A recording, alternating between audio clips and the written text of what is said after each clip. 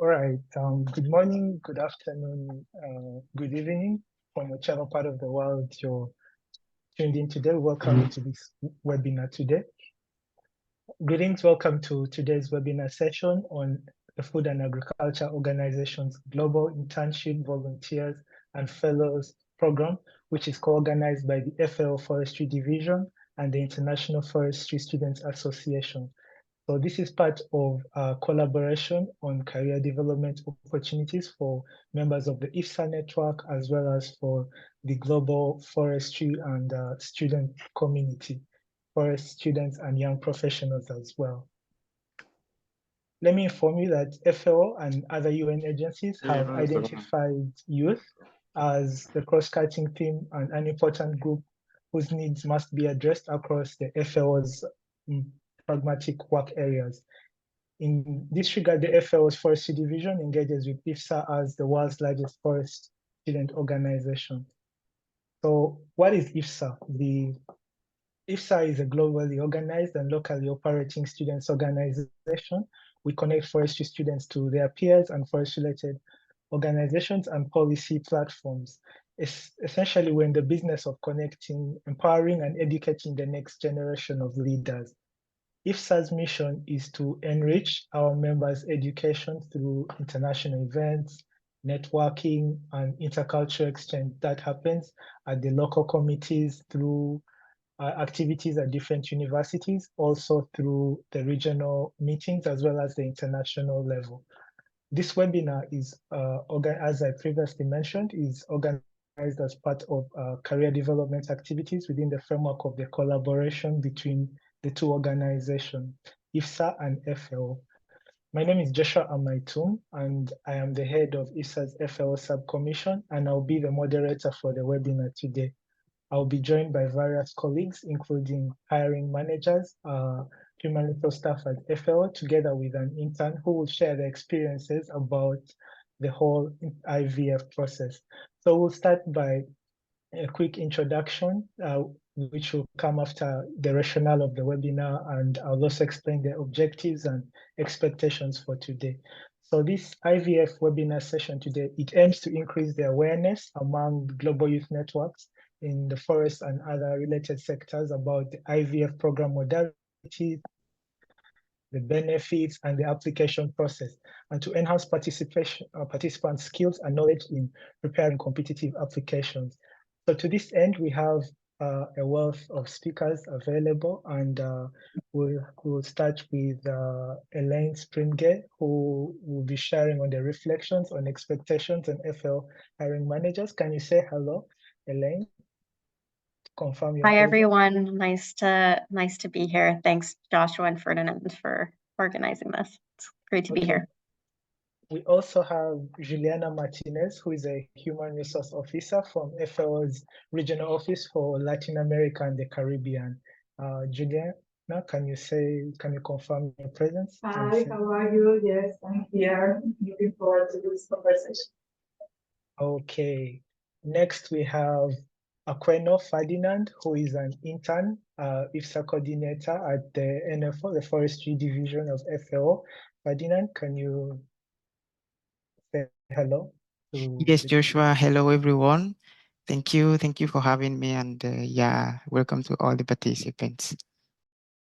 We'll also be joined by Mami Wada, who is a human resources officer and also a part of the IVF coordination team, which is based at FAO in Rome. So, Ferdinand, have you been able to get any update from Mami? I think Mami is not yet joining. She has an issue, an emergency, and she confirmed that she will be joining as soon as possible. But if she's not around, another speaker can start speaking before she arrives. Okay, thank you for mentioning that. We'll be joined by Mami later on for this session. So I would like to start with Elaine. Elaine Springay. So Elaine Springay is a forestry officer based at the FAO's Forestry Division in Rome, and I would like to welcome you to introduce yourself, Elaine. Thanks, Joshua. Yeah, I mean, I think you've done a good introduction. So as Joshua said, I'm Elaine Springay. I'm the Forestry Officer for Agroforestry based in Rome, FAO headquarters. I manage the global area of work related to agroforestry, and I've been working with FAO for 9 years, and I've been working in the forestry and international development space for about 15 years. So I guess I've had a number of interns over the years, and I'm so happy to talk a little bit more about what I look for in an intern and also what they can expect from a relationship from me, and potentially give insight into the hiring process.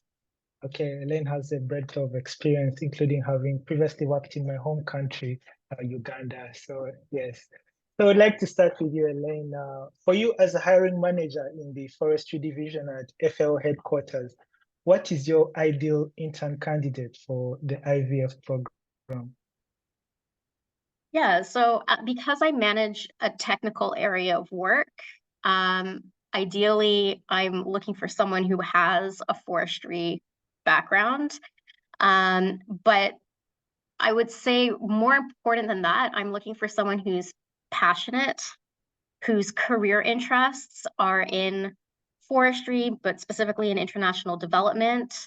I personally put a bit more emphasis on people who actually would like to go and experience working in the field or working with communities. Recognizing though that working at FAO headquarters is removed from that and it's a little bit more political at times or more desk work. But yeah, still looking for strong theoretical knowledge, and it's an extra bonus if they have already some practical experience or practical knowledge. And I think the other thing I'm really looking for too is the willingness to learn, because that's what an internship is all about. It's learning, being a sponge and absorbing as much as possible. And so I want to see those qualities in a candidate when I'm considering them. All right. So with that as a background, what skills and knowledge are you looking for from candidates? Yeah, so obviously now that I'm in agroforestry, a strong agroforestry background, understanding what agroforestry is and where its global importance, particularly at the moment. But I also accept or look at people who have a forest or tree management background, so basically anyone who's studied forestry.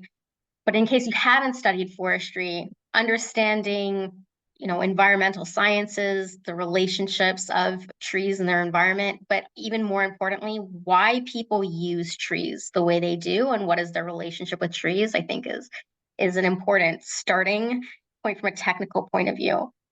More generally, the soft skills I'm looking for are good writing and communication skills, because that's a really big part of what we do, and mainly in English. So having the English language skills are really important. If you have the other UN languages, French, Spanish, Arabic, Chinese, these are added bonuses, but not necessary. And I have to admit that taking into consideration that when running a global program, we're dealing and hiring interns. There are people who come from very different contexts. Some people come from more privileged than others. I do actually tend to give people who come from the developing world a little bit more latitude in terms of what they know and what skills they have. And I am a little stricter or harder on people who come from the developed world. So someone from a developing world, I might not expect them to speak multiple languages. But if they come from the developed world, I probably will have that expectation. That's me personally. That's not a rule. I'll say that from the onset. This is all from my perspective, right? But yeah, writing communication skills really important. So I'm looking for people who can write and communicate very well. Research also, or problem solving is also a great skill, because there are times when, and especially if I'd like to see what an intern is capable of, I want to see if they can solve a problem on their own or know how to find the answers on their own. By nature of our work, if you've got statistics or data management skills, this is an asset. But yeah, as I said, I'm also just looking, it's a little bit more than just the skills, and it's also a little bit of the characteristics and qualities someone brings, which I mentioned in the previous question. Oh, all right. So given that, what are the expectations of an intern? For example, when they're on an assignment with FAO, what would you expect them to do, and what value do they contribute through their tasks to the organization? So I will admit and confess, I'm a pretty tough manager. And usually have extra or a lot of expectations. And that's because I personally invest a lot into the internship relationship too. So anyone who works for me, I would almost say a social contract in terms of what I'm expecting from them and what they can expect from me in return in terms of their career, how I invest in their career development. So I'll say that from the onset. This is how I deal with internships. So I would say generally, related to this willingness to learn is that curiosity. I want an intern to come curious, willing to expand their horizons. And I will always have a work plan for an intern. And this is based on what they will be contributing to the deliverables of my program and my work. But if possible, I usually prefer interns to work with me for minimum 6 months. I prefer 11 months just because there's more return on that investment that I was talking about. But if possible, I like to incorporate a personal project of an intern. So it's something that they are spearheading, that they're of interest to, but of course relates to my work as well. So it's mutually beneficial, but it's something that they can achieve in their time, and it's complete. Because so often a lot of the tasks we do go beyond the contract of an internship. So I do like to have that personal project that they can manage to complete in their time frame, so they have that tangible deliverable. I also do evaluation. So normally in FAO, we've got an evaluation at the end. Any intern who's worked for me knows that I have higher expectations. I have a mid-term review, and I expect a report talking about where they are at with the deliverables of their work plan, but also what their experience is in Rome and at FAO generally. Because to me, that's part of the internship experience. It's not just about doing the work, it's how they themselves are developing with this experience. And then we also do an end of the contract evaluation as well. And for me, it's really important that we discuss career development and where this internship fits into the intern's overall career development and where they'd like to go beyond, because again, I see this as an investment. So if it's within my power, if I have the connections to help an intern beyond their contract, I like to make those connections, and I like to foster that if possible. I mean, it all depends, but I would say this is kind of what I expect from them, and also what they can expect from me as a manager, which I will say from the onset is not necessarily the common practice in FAO, just as a little caveat asterisk to note. Okay, finally, could you tell us what advice do you have for interns or job seekers when applying and starting a job? Well, definitely when applying for a job, apply for as many opportunities as possible. Because it's a competitive world out there. Don't limit yourself. You're never going to get a job you don't apply for. So apply for anything that is of interest to you. It's also your job to learn as much as possible. When you're younger, more flexible, this is the time to pick up as much knowledge and skills as you can. So put yourself in situations, quite frankly, where you're uncomfortable. Growth happens when you're uncomfortable. If you find it easy, you're probably not learning much from that experience. So push your boundaries and comfort levels, and then also, quite frankly, ask for help if you need it. Don't always feel like you have to solve things on your own. And that's part of actually networking.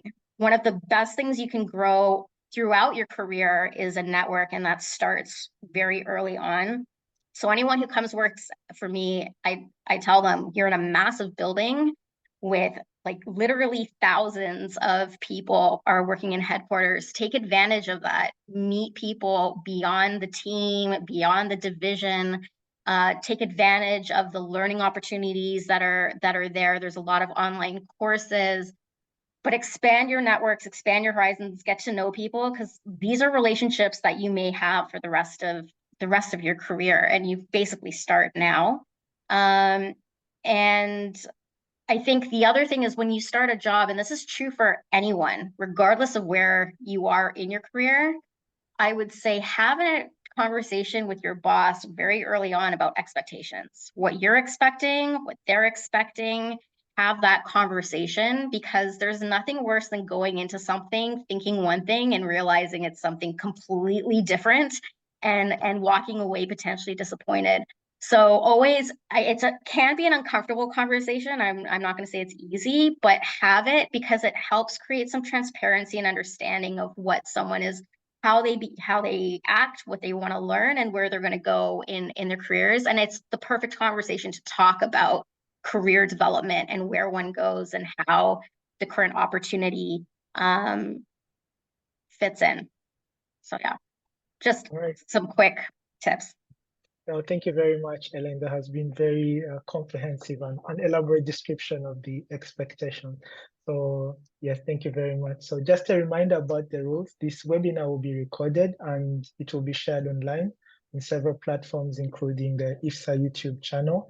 And all participants who attend accepted that. And in addition, we will have a question and answer session towards the end, where I will invite you on to take on speaker positions. But for now, you can leave the questions in the chat, and they could also be shared to the various speakers. I saw Mami Wada is here. Can you introduce yourself, Mami? Yes, I'm sorry I was late. Thank you, Elaine, to start. Yes, my name is Mami. Yes, and Joshua and Ferdinand, thank you so much for organizing this wonderful event. I'm so excited to be a part of it, and I would like to warmly welcome everybody. Thank you so much for your interest in the FAO Internship Volunteer and Fellows Program. My name is Mami Wada. I'm working for the FAO HR Division, and I'm the part of the team coordinating, managing the FAO Internship Volunteers and Fellows Program. Yeah, thank you, Joshua. Okay, thank you very much, Mami. You shared a video that you would like us to present today, so I'll go ahead and share my screen for about 3 minutes. Please watch the video. It's... The Food and Agriculture Organization of the United Nations was founded in 1945 with the vision to build a world free of hunger and malnutrition. Achieving food security for all is at the heart of FAO, but we cannot achieve this alone. Through our newly relaunched Global Internship, Volunteers and Fellows programs, FAO is providing talented young people and highly qualified experts around the world with the opportunity to get involved and work with FAO to ensure that together we can achieve zero hunger.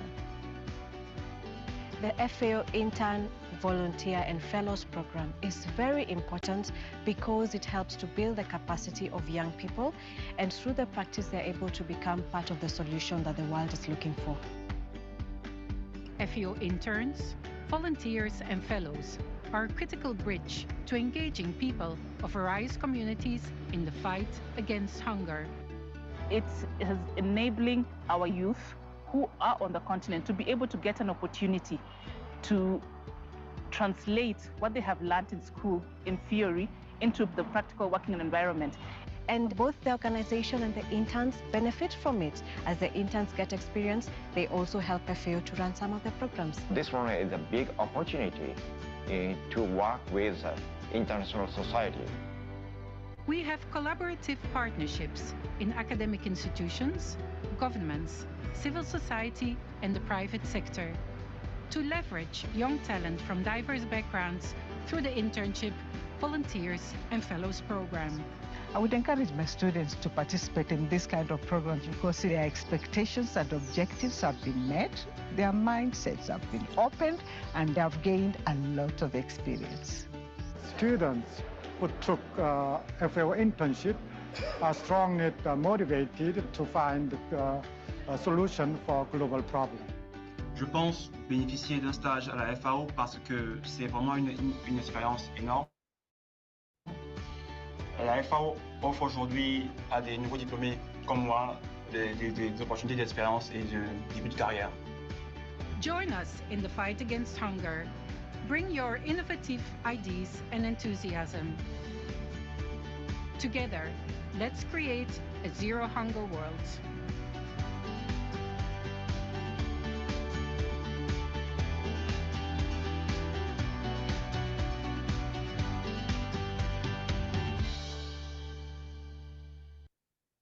All right. So over to you, Mami. You can go ahead. Yes. Yeah, thank you, Joshua. Thank you for showing the video. This is kind of nutshell what we're doing for the IVF program we call Interns Volunteer Fellows. So this is something, and let me share the my presentation. Okay, hold on 1 second. Let me see how. Okay. Let me share. And let me know if you don't see or you see something different. Okay, let me do it as a presentation. Do you see the screen? Yeah? Yes, we can see the Thank screen. you.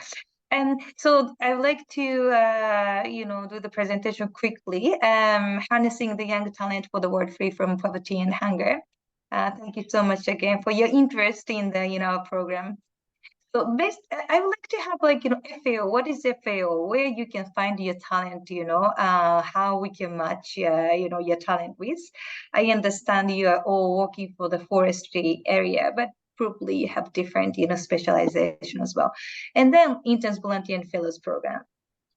So this is how it looks like at the headquarters, FAO. We are Food and Agriculture Organization. We are a specialized agency of the United Nations. We are the specialized agency to lead the international efforts to defeat hunger, SDG 2, which is for the zero hunger. Our goal is to achieve food security for all and make sure that people have regular access to enough high quality food to lead active, healthy lives.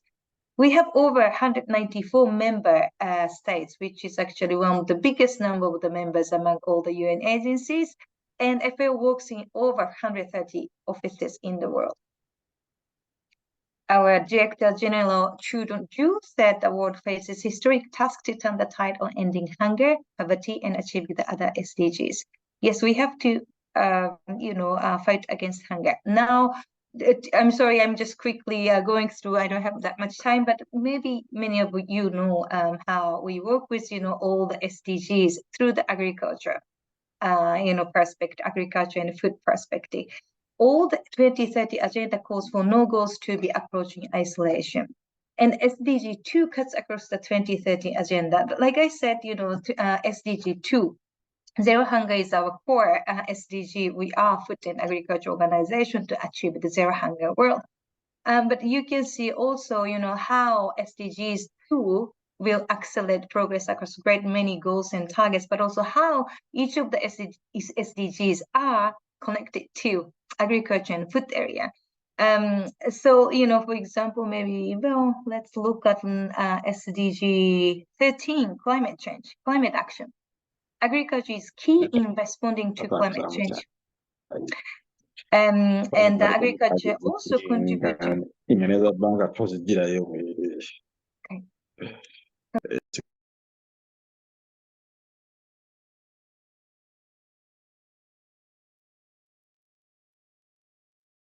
Sorry, Mami, you are muted.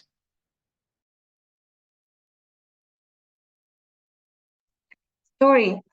Okay, so I don't know when I muted myself, but anyway, I was talking about SDG 13, climate action, like all the SDGs are related to food and agriculture as well.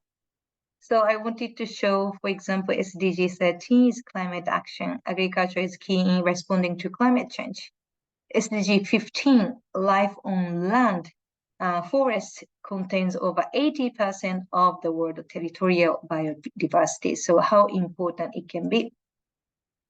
We do have the strategic framework 22 to 31, so which is for betters, which is for more efficient, inclusive, resilient, and sustainable agri-food system for better production, better nutrition, better environment, and better life, leaving no one behind.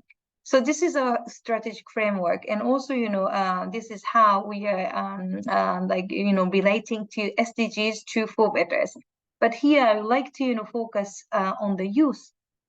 We have approximately 1.2 billion youth living in the world today, and represent over 14% of the global population. So international community has recognized the youth as a critical resource to society, which can be nurtured and mobilized to achieve higher development goals. So we need your involvement with the SDGs, and we need you to join FAO. To let you know where we work at, we do have like 5 regions. We do have the Africa region, Latin America, RNEs,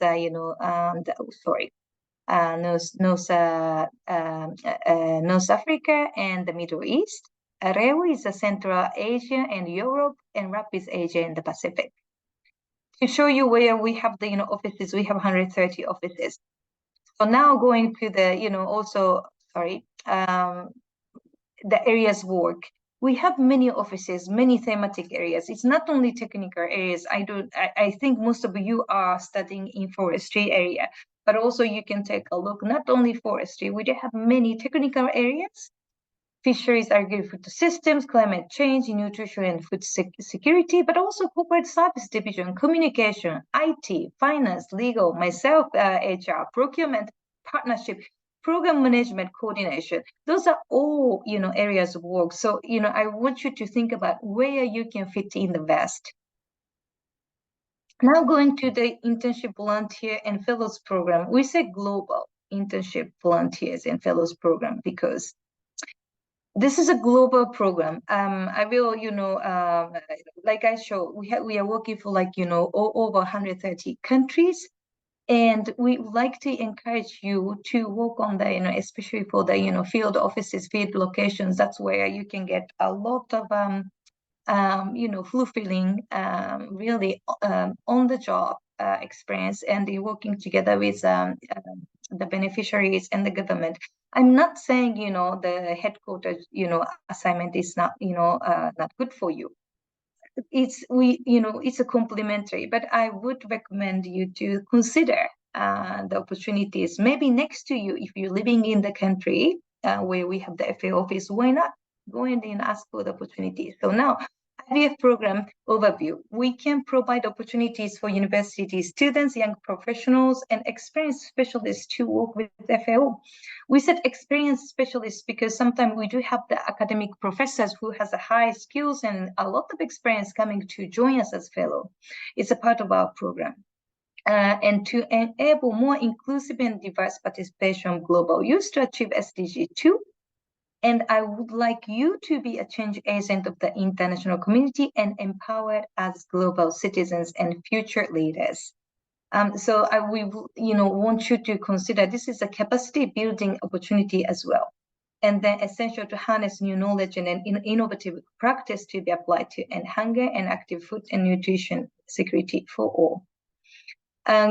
I will not go through the very details, but for interns, those are the eligibility criteria. For example, age criteria 21 to 30, and experience. We are not really asking for the experience, but you bringing your knowledge perspectives from your academic studies and you apply on the job at the international organization. That's a learning opportunity for you. And interns 3 to 11 months. I will not go through all the programs details, but we do have volunteer fellows and UN volunteer. Those are all our part of our program. And interns, difference from the, the other program intern, we do provide this monthly stipend depending on the duty station up to $700. So just quickly, we do have like about 340 interns volunteer fellows last year, and you can see a nationality and region. 44% people are like Europe and Central Asia origins, followed by the Asia and the Pacific and Africa. And the gender, always we have like, about 70% female, and then IVF category-wise, a lot of interns, actually 75%, mostly it's an interns population, just to give you some idea what it is. And what we can offer. So we can offer the dynamic and multicultural work environment and countless staff development opportunities, group and individual trainings, workshop, e-learning opportunities, and career growth. I want, our assignments to be your milestone for your career development and respect of diversity in all its forms. Every voice counts. And a flexible working arrangement and work side by side with world expert on technical subject. This is already, mentioned by Elaine. It's important. This is a great networking opportunity. So please, maximize the opportunity and meet with many people and talk to world experts in technical field. Just quickly, how to apply, please go to our employment website, www.fao.org/employment/home. Then you can see the vacancies. You click the top, it goes to the Taleo employment platform where you can, search, call for expression of interest, and we have the headquarters and 5 regions. Again, we are focusing on the globalizing, the program. So please consider the, different opportunities in the different regions. And if you want to see more details about, young professional talent programs, you can see next to the vacancies, there is a tab, Young Talent Program. So you can take a look and you can get more information. So thank you so much. I'm sorry, I'm a little bit over, I think, presentation wise, but thank you so much and join us. This is some QR code. We have LinkedIn, Facebook, Twitter, other, social medias as well. And then QR code. So anyway, I will stop sharing here. And thank you very much. And I will here to answer your question later. Thank you. All right. Thank you very much, Mabi, for giving an overview of the internship, the volunteers, and the fellows program. Many people are very much interested in knowing what's there in FAO beyond the internships, which are maybe quite popular. But it's good to know, and later on I'll address some questions that were shared in that line.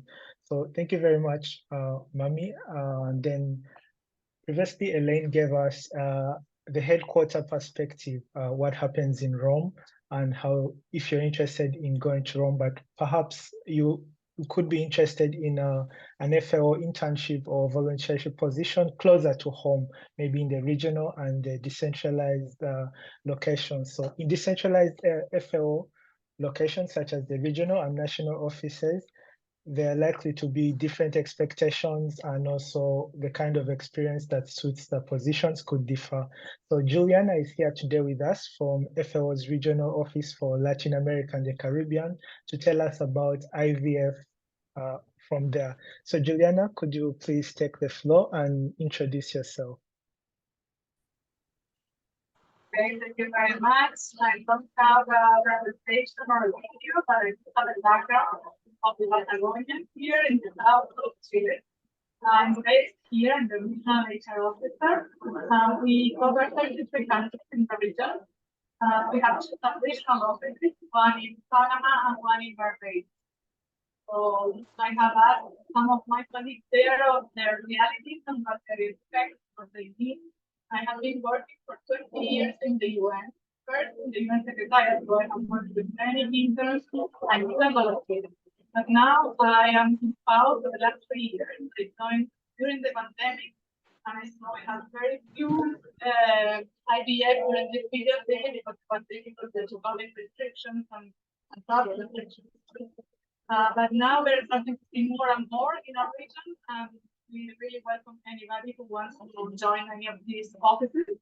It's 33 country offices. Some of them are really located inside the Ministry of Agriculture of each country, and some of them are really around offices. 22 offices, and the other are more like liaison offices. We have New York, Washington, and all of the Caribbean islands, and then South America and Central America.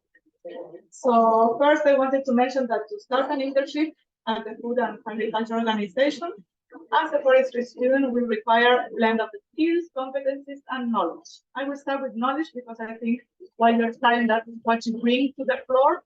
The first thing is forestry, environmental science, many related things. Coursework in forest ecology, forest management, conservation, and biodiversity are very welcome. Then we need some technical skills, like Aline was mentioning before. One of them is data analysis and database management skills.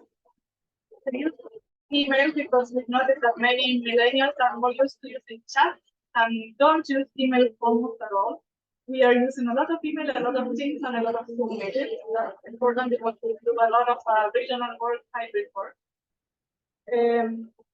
Geographic information system, that's also important for this area. Any remote sensing software and creating maps. Excuse me, Juliana. Yes.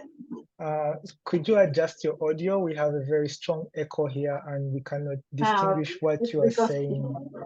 It's because I have a construction in the background.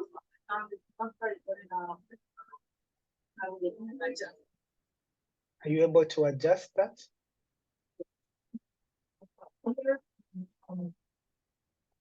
Additional adjustments. Can you hear me better now? Slightly improved. Yeah. Okay.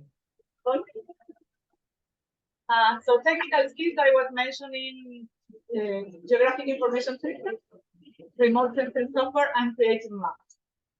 And some basic knowledge we will provide to you when you arrive to FAO. You will have to learn about terminology, some information about our meetings, some basic tests that we call it the conferences and the important meetings that relate to this. Then we will ask you to understand international forestry policies, for instance, any international agreements, any frameworks, the UN Forum on Forest and Convention on Biological Diversity. And any knowledge about disaster and risk management is also very important right now. Familiarity with forest fire management strategies, like legislation, local, national, and international, prevention, response, and any rehabilitation, reforestation knowledge is very important for us. Interdisciplinary collaboration with meteorologists, emergency responders, policymakers, and local communities, forest and urban firemen. Knowledge of forestry practices, sustainable forest management, practices and systems, agroforestry and community forestry. Vaseline also mentioned. And for us, conservation strategy is very important. And finally, any fieldwork experience that you have, for instance, in tree measurement, forest inventory methods, and biodiversity studies, that's also important for some of our projects. That's what you must bring to the table when we ask you in an interview. We may ask these questions, but we also ask you, as Elaine mentioned, is about your passion and what you're looking for in life. We're not asking just what do you want to see in our region, but it's really what you're bringing to the office in terms of motivation and your enthusiasm. So that's very important also in an interview. And then the skills and soft skills that we're looking for when we do an interview is to show curiosity, to ask questions. We really try to gauge whether you have read about FAO, what you know about FAO. And we want to know what you know about networking and what you know about academia. Really, if you have any connections, that's very useful, but you will expand your connections when you're here, as Mami and Elaine mentioned. Communication skills, written and verbal, the use of emails, as I was mentioning before, is very important, use of Teams and use of Zoom. We don't use much telephone, so normally we do our video calls through these other tools. We do a lot of written reports, and we will ask you for an internship report also. And many invitations, so some protocol knowledge is also important. Invitation for meetings such as these and invitations to ministries and to different authorities, it's also very important to know how to address them. And we also do a lot of teamwork, so that's very important to know how to collaborate with other team members and with the stakeholders, academia and civil society. And we are very multicultural, so you will meet people from different nationalities, different language abilities, and diverse backgrounds and different sectors. It's multidisciplinary work also. And you will probably have meetings on a weekly basis with your close team and on a monthly basis with the more expanded teams. So that's very important to be available for those, to show up on time. Punctuality is also important for us, and it's something that you will receive coaching from your supervisors. There are some supervisors that are much more closer in the relationship, like Elaine was mentioning, they're investing on your career development, so they will meet with you every week and have one-on-one meetings and follow up on you and make sure that whatever product you produce is good quality control. Others will give you more autonomous lead and give you a task and follow up maybe the next meeting.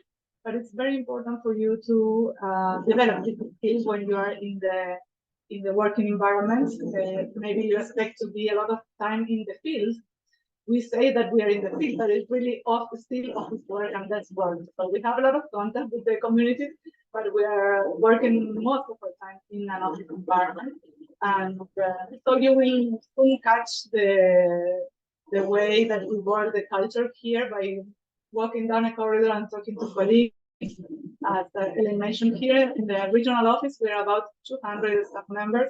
In Bogota office, for instance, it's 600 staff members, so it's much larger than the regional office, really, because we have larger projects there, and a lot of them involving forestry. So it's important to know your environment and know your colleagues. Even at lunchtime, I would advise to really arrange intentionally some lunch with other colleagues in other projects that you are not working with to get to know what they're doing, because curiosity, as I mentioned, is very important for us. Also, language skills, of course, in Latin America, most of us speak Spanish and English. Those are key essential skills that we look for in the interviews even. And French is an added value if you're going to work with projects in Haiti. We don't send any candidates to Haiti to work in the field because it's an L3 security level situation. So for the time being, it's most hybrid work or virtual work, remote work from Panama. Panama is the office that is leading Haiti interventions. So, but you could work with colleagues there, they speak Creole or French, so French is another value there. Analytical skills for us, it's very important.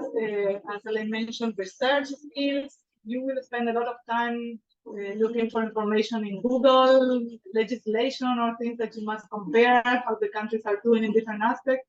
And that's what really adds value to the organization, because you will have few staff members in your team, a few consultants, and 1 or 2 interns that will support with these tasks, and they really add value to the colleagues to leave them time for other tasks. Data collection, analysis, interpret the data, identify trends, and draw conclusions. And to evaluate scientific literature and apply to practical situations. So not so different from what you're doing at the university level, maybe with a more applicable context here.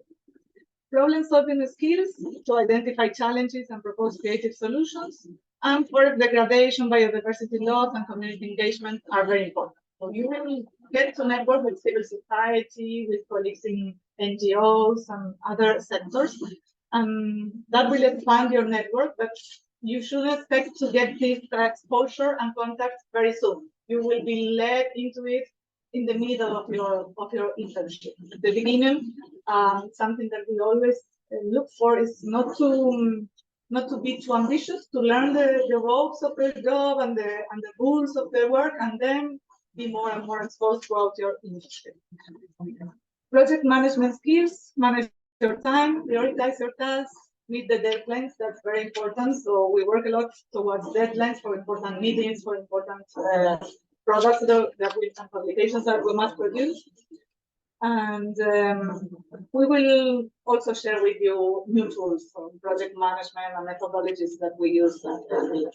But if you bring those, they're very valued also, and it's restartable. And finally, the results of these internships for us is that you will contribute to FAO's work in promoting sustainable forest management and conservation globally. And the result for you will be that you will expand your networks and you will develop your careers. Most of my hiring managers in forestry say that they keep in touch with the interns and volunteers that work with them for the next 2 to 3 years, following their careers and their growth, not just in professionally, but also in their families when they have a child and they keep sharing. So, and they give good references after that. So it's very good also for your career, for your CV in the future. So we really encourage you to apply to our internships. This year there is one particularly in Panama, and my colleague said that he would be very interested to review your applications. And we are really welcoming anybody who's interested in the internship program, not just in forestry, but in other areas, as Mami mentioned before, because you could learn about complementary topics such as private and public sector alliances and other areas that are really very important for us, like environmental science. So we welcome your applications and invite any questions later on. Thank you. So, Juliana, just one question just before we proceed to the next speaker. So usually when you go to the FAO careers portal, you find a link to application to the headquarters and to the regional offices like in Bangkok, Accra, and Santiago. What about the country offices? Are there internships at country level, and where would students find such position? Yeah, this one's for the regional. Yeah, this one for the region of Latin America and the Caribbean. We share with the country offices that have projects related to this profession. So it's really, once we get them, we distribute them internally to the different hiring managers that have expressed an interest in receiving interns and volunteers. And also we receive a lot of applications directly from headquarters, and we also distribute to all country offices. They come from different universities who sponsor these internships. So in those cases, they have a deadline, a tight deadline to express interest and to interview the candidates. So there's two methods. One is the demand method, that you express your interest and we will share with our colleagues. And the other method is really a push or offer method, that we get an offer from a university and we distribute to colleagues also for their interest. Managers, some of them are really engaged in this, especially if they have worked in the past with good results. They're very positive because they know their interns and volunteers add value during those 6 months to 11 months. Most of them prefer 11-month internships because 6 months is just to learn the ropes, and the last months is to really add value. And many of them are very motivated to receive interns. Other managers really are not interested. They are in another stage of their careers. They are almost retiring. So the average age in our regional office is really 47 years. So you can imagine there's a gap there, a generational gap. But most of them value that you bring a lot of technology awareness, a lot of networking abilities, that staff that have been here for many years already have their stable networks, and you expand them and you help them to search into LinkedIn, search into Google, and this network is very, very valued here. So yeah, we really receive any applications through the expression of interest on an annual basis, but we distribute it internally for other managers to consider any specific. All right, thank you very much for that comprehensive intervention. So on to our final speaker. So we also invited Ferdinand, who is an intern at FAO headquarters. So Ferdinand, can you please introduce yourself to the audience? Yes, Joshua, can you hear me crystal clear? Yes, loud and clear. Okay, perfect. Hello again, everyone. My name is Ferdinand Ayimase, Aquenion Ferdinand Ayimase. People usually struggles pronouncing Aquenion, so I just say Ferdinand. Well, it's good to be here today. I'm from Benin Republic, and I'm currently the IFSA coordinator at the FAO Forestry Division. I've been hired as an intern. I benefited from the internship opportunities from the IVF program. But in terms of background, I am a forester by training. I have a master's degree in forest resources management. And yes, that's that's my background. However, once I engage into the internship position, I found it very exciting and full of I mean um, in terms of the diversity, the content, etc. And I look forward to be sharing the details with you today. Thank you All for right, all having right. me. All right. So I know that you're currently participating in the IVF program as an intern. So what does your experience look like? Tell us from the application and then the whole process up to your selection. And can you reflect on your role, the competencies, what helped you, what do you feel helped you get the position? Uh, and what projects are you currently working on and the challenges you're facing? So simply tell us about your journey from Benin to Rome. Well, it has been a long journey, a long but short journey though. Well, let me start with the Um, experience, I during the would, Ferdinand, application. could you Yeah, sure. mention some timelines as well? It would be useful to students if you say, I submitted my application at this time, did the interview, then I arrived in Rome. That would be useful. So, Yeah, sure, sure. I can definitely reflect on it. Well, I will start with the with my experience during the application to the IVF program.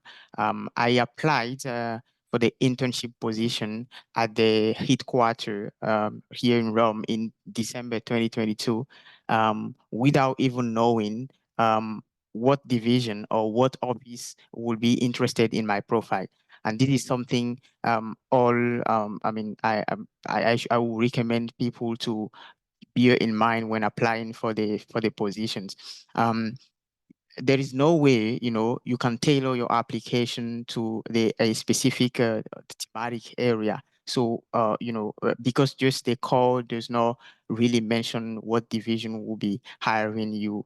It totally differs from the consultancy or staff position where you have the TOR and you can really tailor your application to the TOR. But what I have had to do is that I really made sure I added all the experiences that I had, running from the program. I mean, my university programs in tropical forestry, my master science degree, my bachelor degree, thesis details. I gave all those details. I showcased my youth engagement, experiences, and the extracurricular activities, my position, my previous position as the Regional External Relations Coordinator of EIS Africa.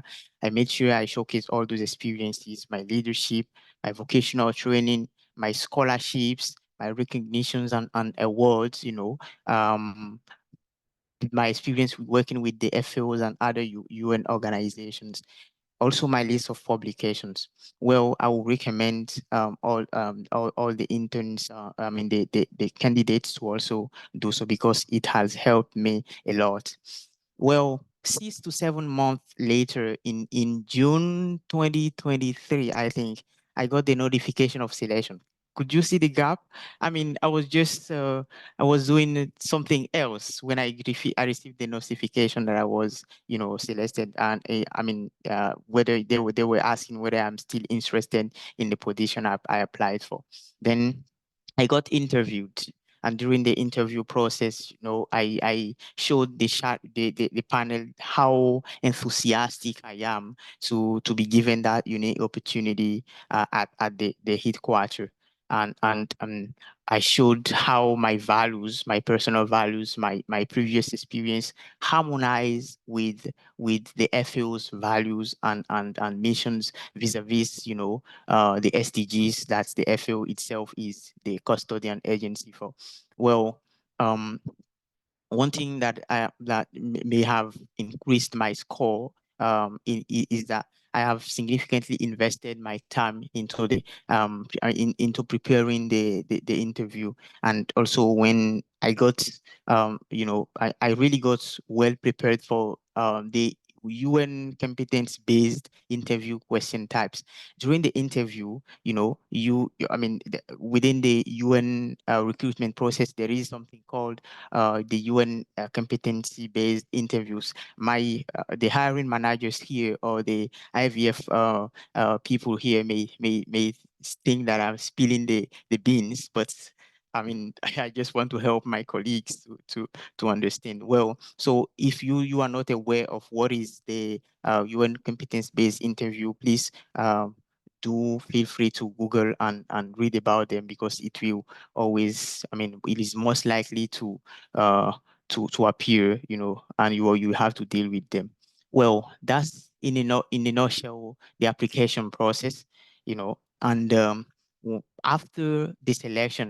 after the selection, what happened? I was confronted with a situation where, you know, um, I was in Benin. I was based in Benin, and the FAO does not really bear the cost for travel for interns, from the home country to arrive to the duty station. And this is something anyone one who is interested in the program should bear in mind and play the ups and downs in deciding. So for my case, I was based in Benin, working as a consulting intern with the World Vegetable Center. So I couldn't really afford for the travel cost on my own. This is where my supervisors' roles were really amazing. They really played an amazing card. As I was from a least developed countries like Benin, and our FAO also promotes the opportunities for the candidates from the least developed countries, the landlocked developing countries, etc. So my supervisors were really happy to help me figure out, worked out a plan to get me on board. By chance, one project I'm supposed to work on was on forest biodiversity mainstreaming, and they managed to, figure out a mechanism with their partner, implementing partner, C4 Ecraft, and the C4 Ecraft was able to bear the cost for my travel here, and I really thanked them again. I know Ellen is on the call. I really thank her. Well, so that's in a nutshell what I can say. I can share about the after selection, how I managed to get onboarded. Now moving from that to my role as an intern. On my TOR, it is clearly mentioned that I'm the IFSA coordinator, but in it actually goes beyond IFSA coordination. I was the liaison person in charge of FAO IFSA collaboration in the Forestry Division. And in that role, I manage bilateral meetings between the NFO Forestry Division and IFSA colleagues. I write concept notes for events, organizations. I coordinate these events. I had the opportunity from that position to also know about the memorandum of understanding process. Well, the second task on my TOR, my terms of reference, was to develop a youth engagement work plan for the Forestry Division. And this is where I really see the job really, really fantastic. I was able to, this is what I'm doing currently. I'm doing a kind of stakeholders consultation, consulting with all the thematic teams within the division, the forestry division. They have a lot of teams, well structured for agroforestry, forest resources, forest genetic resources,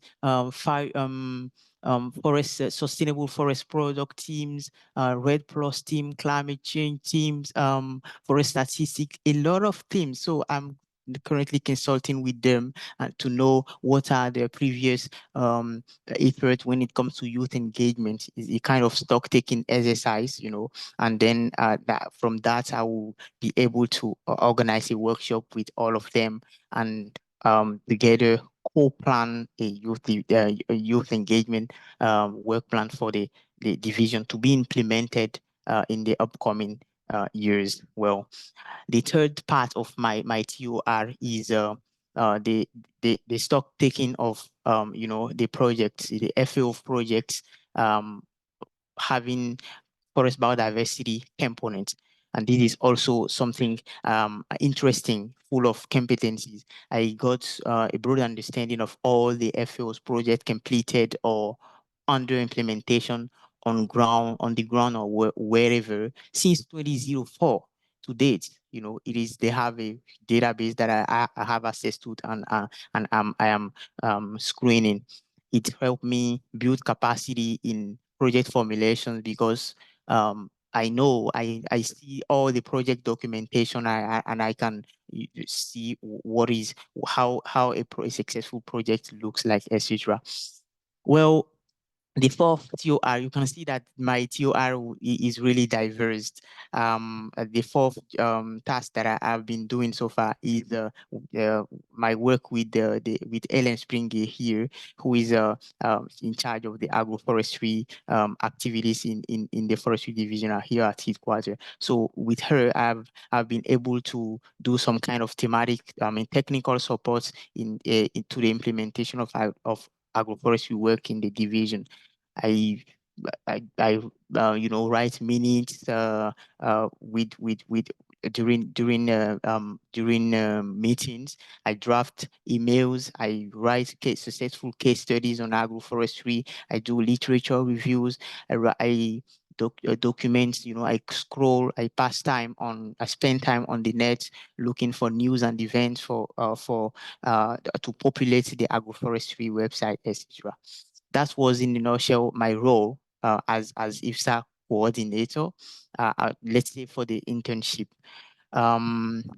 Yes, I do have, I can say something about the opportunities, the challenges, and the lesson that I learned, but I just want to double check with you whether the time allows me to share my specific Do it in perspective a on them. couple of minutes, 2 minutes.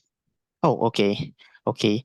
So I will start with the opportunities. So, being based at the headquarters, it really allows you to network and meet with a lot of people, have coffee. I do have coffee with colleagues, every day whenever I want. Of course, I have to play and not allow those coffee times to interfere with my work, of course. Then I have lunch with different people. I meet directors, etc. And from that you can really build experiences. Whenever I am in the meeting with my supervisors and my team leaders, they always make sure I understand the procedures. I'm welcome as a team member, not as an intern. This is the beauty of the thing. When you are engaged on an IVF program, you are not seen, you are not perceived as an intern, but as part of the team. This is the beauty of it. And yeah, moving from the opportunities to some challenges, I must say, I already shared a little bit about the previous challenge with getting me on board, but it was solved out easily thanks to them. The financial challenges in how when it comes to housing in Rome, you know, you have $700 US dollars and per month to support yourself, and the housing in Rome can cost up to $700. So how can you accommodate? You know, I'm saying nothing, but it's really important, and I've been really struggling with this. But at the end, you have to choose. Is it the money that you are targeting now, or the competencies you are acquiring? So that's I'm really competence prone, so I really mind less the issues of finance. Well, the teleworking, I've been teleworking for 2 months from Benin, you know, before traveling to Rome. So this is something I've struggled with. Being teleworking, of course, the supervisors make sure they have recurring one-on-one meeting with me, but teleworking experiences are really different from in-person working experiences, you know. It's also a challenge that I should mention. Also, my health stress.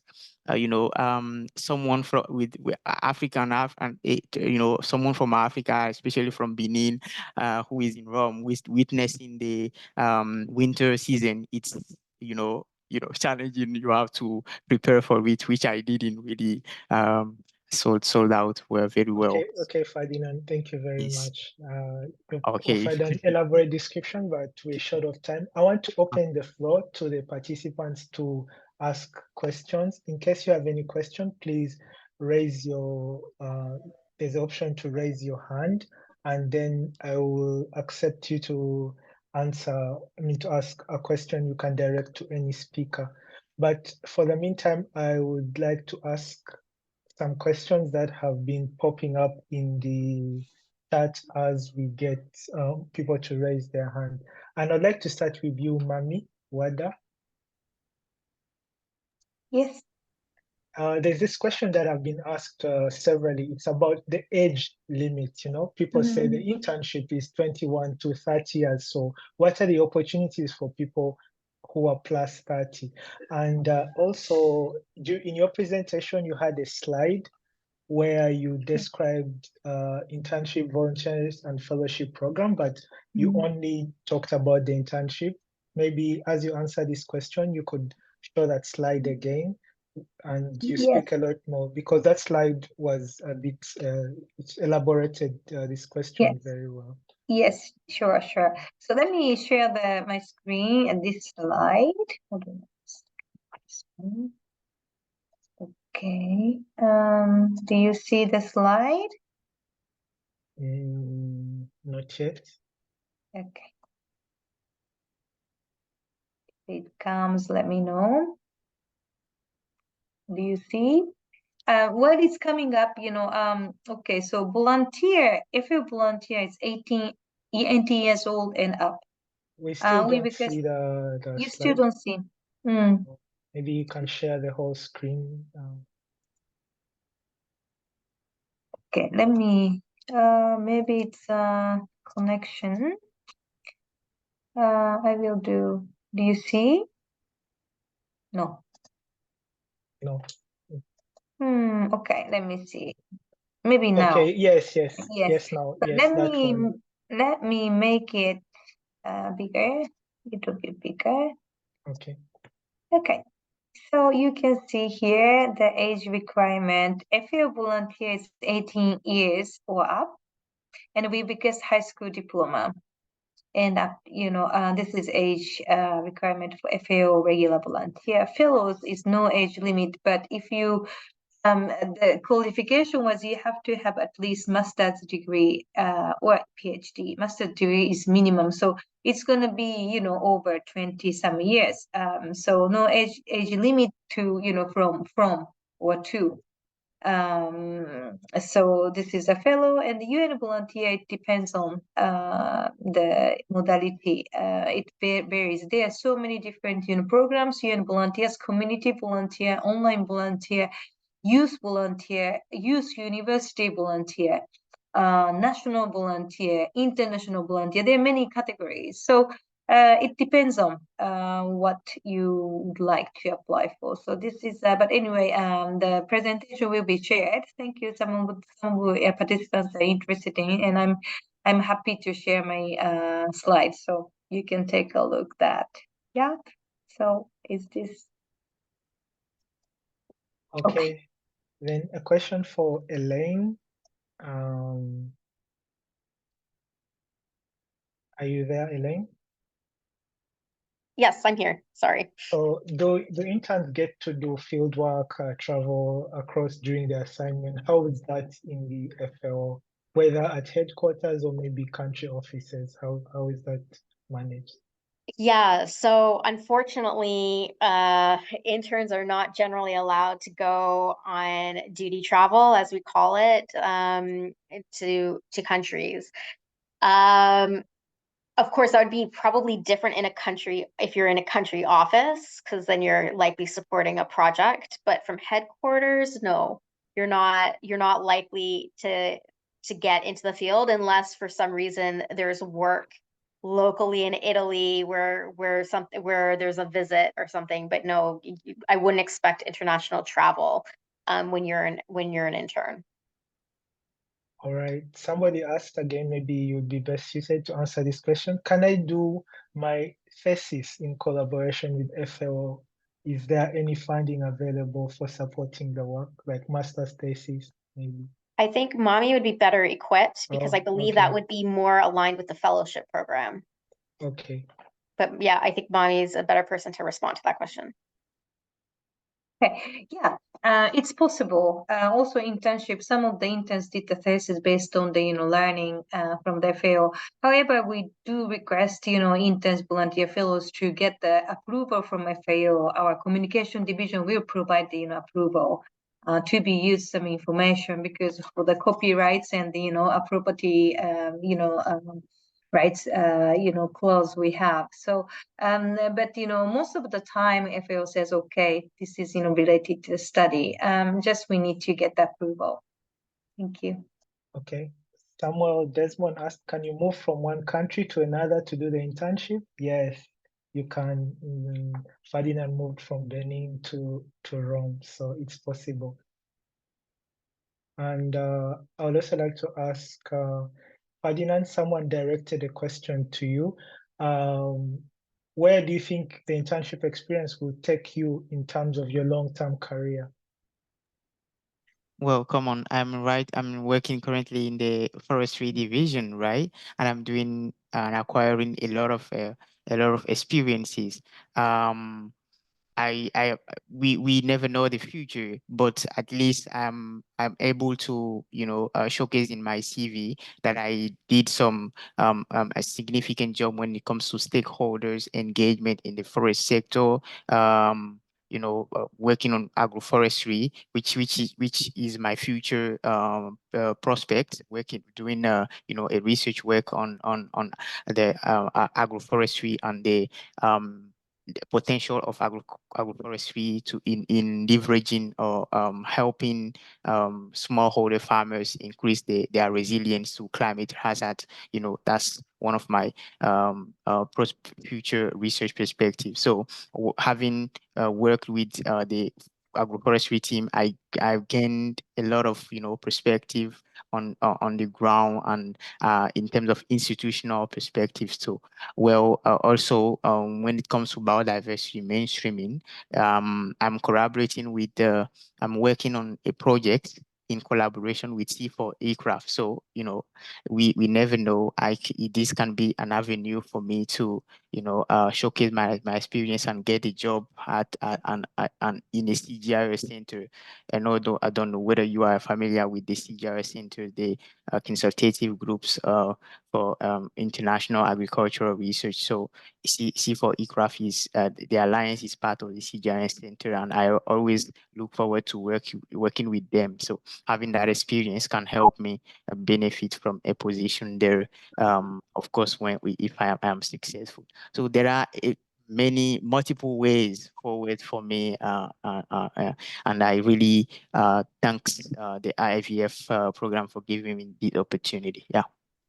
Okay, so Toviho, Daniel, you raised your hand. Can you ask your question? Unmute and ask your question. Okay, thank you everyone for the presentation. I'm talking from Benin Republic. I had experience by applying to volunteer work, but up to today, I don't have any feedback yet. But I would like to know, me, I'm master degree holder in fishery management, and I would like to know if there is any division specially for inland and coastal fishery management, so that I direct my next time I direct my a volunteer application directly to them. That is my question. Thank you. Okay, thank you.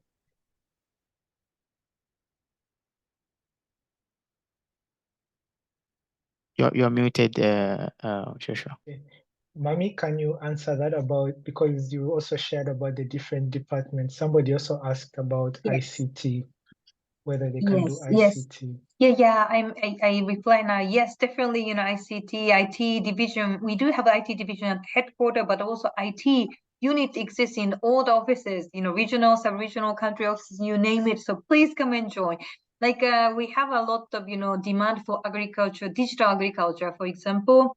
And then we need IT skill, GIS, skills, and those. That's a huge, demand. But also, coming to the fisheries, please, consider FAO. I was just talking to my colleagues yesterday how difficult to find people, the talent to work for fisheries. We are probably one of the, rare international organization, requiring that expertise. We do have fishery division, but also we do have fishery, position everywhere. Everywhere in Africa, Asia, Latin America, you name it. And inland fishery, aquaculture, those are, really, those are hot topics. So, or you can, also country office, we do have, fisheries internship opportunity. It's honestly, always we have difficulty to find the good interns in that area. So please apply. And when you apply, please mention exactly specific. That was one of the questions. Please specific as possible in your motivation letter, but also your qualification. You mentioned when you apply for the internship, be thorough as much as possible. That's your first interview process start.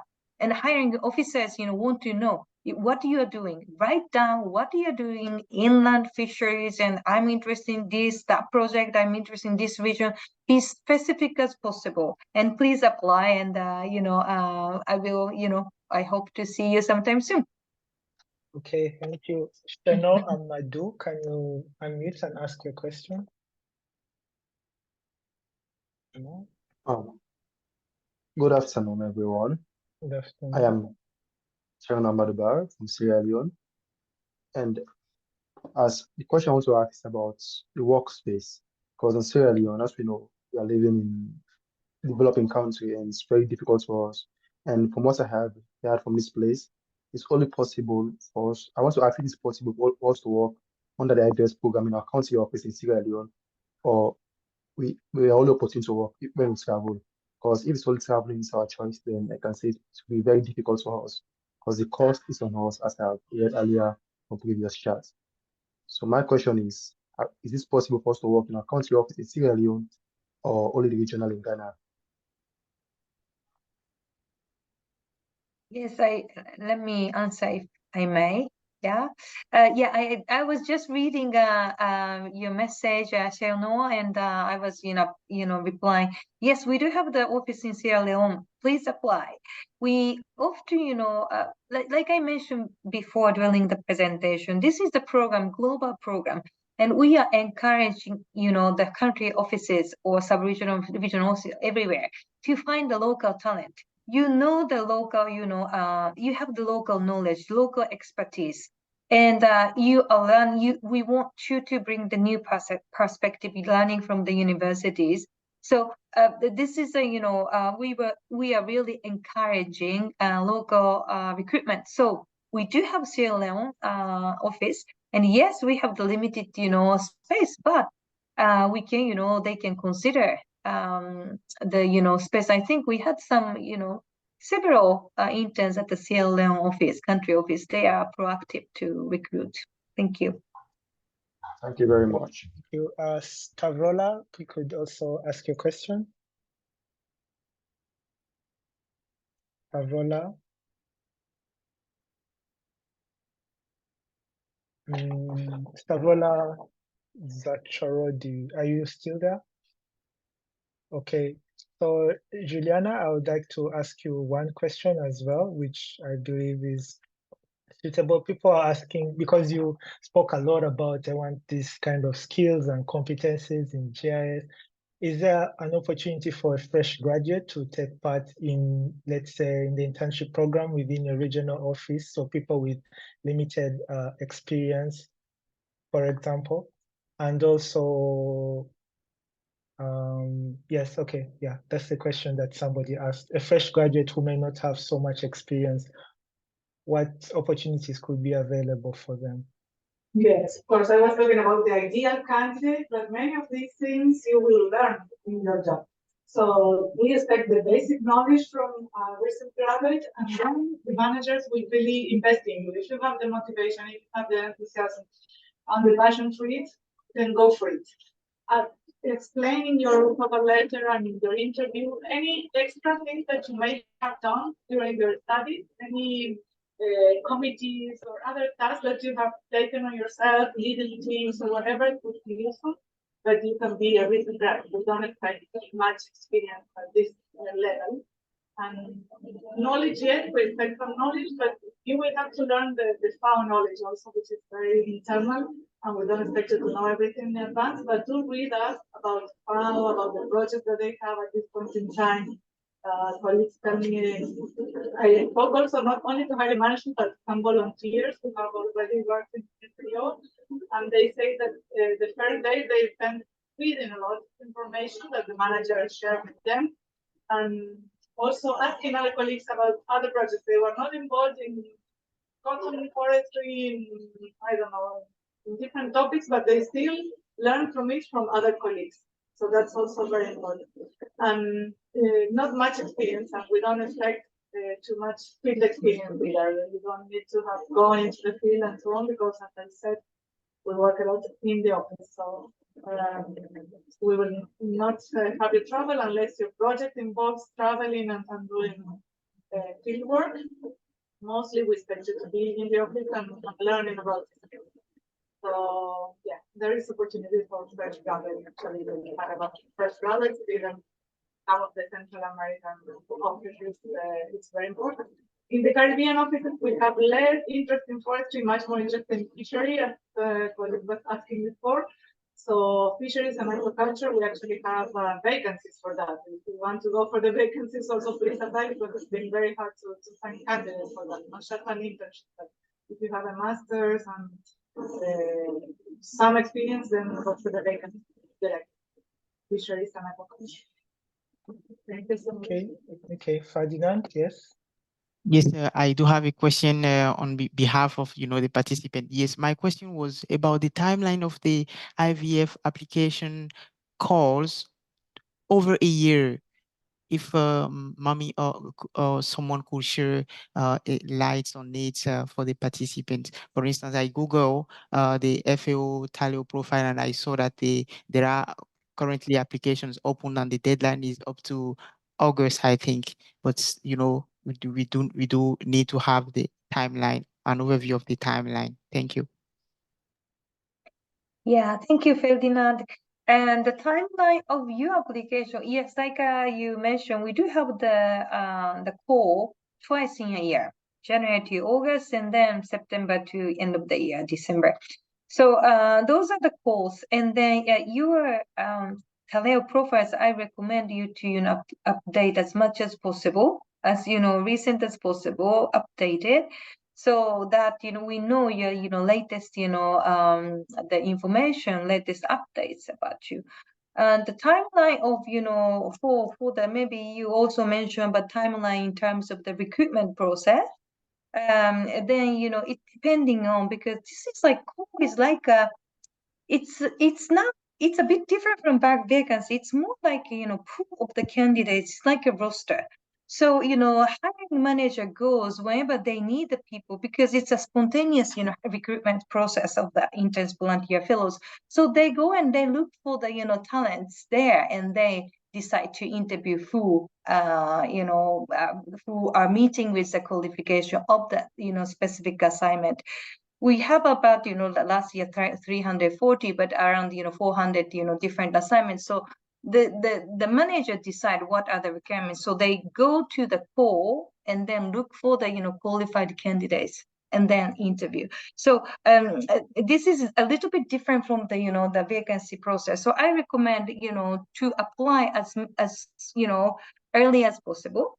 So your profile is already registered in the call, so you have better chance to be selected. And compare with some people apply the end of the call, which is unfortunately not not really nice. If you're not called from the hiring managers, please, and then if you are interested in still IVF opportunities, please reapply for the new call, because many people just change the views. Actually, I met many interns when we contacted, they already got the job. And internship is a short period of time people looking for, maybe between university graduation until you get the job. So this is why I want you to apply again, reapply, and express your interest again. Thank you. Yes, Elaine, finally with you. Yeah, from a hiring manager perspective, there are thousands of people who've expressed interest for these internships. So when I have an intern position available, I'm actually creating certain criteria. So in my case, I'm looking for people who have excellent English skills, have a forestry or environmental background, a certain degree level. These are the things I'm putting in and filtering, and then from thousands I'm hopefully down to like 70 people, and then I'm starting to go and read through different CVs and motivation letters. So this is why, as Mami said, you should keep your CV up to date. You should apply as soon as possible. Keep your information up to date, and if you have a specific interest, highlight the relevant experience that you think would make you a strong candidate for that type of role, as well as express that interest in your motivation letter. And if I can, there are a couple questions about research and doing master's thesis. Being an intern is a full-time job at FAO. So I think first and foremost, you have to recognize you are signing up to be a 100% working at FAO. So if the master's thesis is part of the job, it's because you've made that arrangement. Like for me, this is kind of your personal project, but you are no longer a full-time student. So your master's degree or your bachelor's degree would have to allow you to have work experience or be able to not be a student anymore, basically, in order to be an internship specifically on agroforestry. And I would say if that is something, I'm not opposed to supporting or helping to supervise a master's thesis, but you'd have to come with a proposal for a topic that you want, and it would have to align with my work. And you'd also have to support that with a strong job application. So I think these are the things I would say. If someone has a strong proposal, this would be an email to me to say, I've got this idea as of interest to you, or potentially to anyone else in FAO working on agroforestry issues. But yes, keep in mind, you have to be employed 100%. It's 100% employment to be an intern at FAO. All right, thank you very much, Elaine. I'd like to appreciate everybody who was here today. Thank you very much for making an effort and coming to learn about the process. We've reached the conclusion of the webinar. Thank you very much, Mami Wada Ferdinand, Aimase Juliana Martinez, Ellen Springer, our speakers. You'll be able to find the recordings of the webinar on the IFSA YouTube channel in the coming days. I would like to remind you that there's a call for the internship program that's currently going on, so you can check FAO careers section and you'll be able to find a call open, I think, until up to August. Once again, I would like to thank Ferdinand, with whom I worked severally on this process, but also appreciate IFSA for giving us the resources and the platform. And thank you all for coming. Ferdinand, could you say something as well as we conclude? Oh, Joshua, you say everything. I would like to reiterate the thankings to the speakers who showed up, who made themselves available, and all the participants who were able to join the meeting up to the end.